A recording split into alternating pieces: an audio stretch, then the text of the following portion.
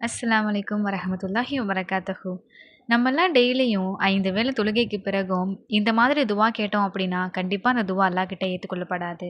தொழுது முடிச்சுட்டு, நம்ம துவாவ மட்டும் கேட்டுட்டு எந்திரிச்சிட்டோம் அப்படின்னா, கண்டிப்பா அந்த துவா அல்லாஹ் கிட்ட போய் சேராம, வானத்துக்கும் பூமிக்கும் நடுவுலயே நின்றும்.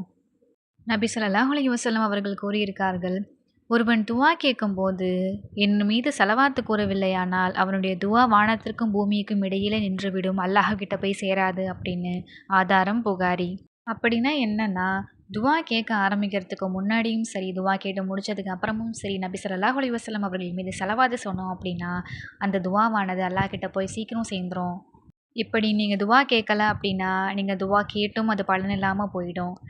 நீங்க கேட்குற துவா அல்லாஹ் கிட்ட உடனே போய் சேரணும். உடனே அது கபலாகணும். என்னுடைய கவலைகள்லாம் நீங்கணும் என்று சொன்னால், அதுக்கு சில வார்த்தைகள் கூறி துவா கேட்டா நிச்சயம் அது நடக்கும். அது என்னன்னு தெரிஞ்சுக்கணும்னா, கீழ உள்ள வீடியோல போய் பாருங்க.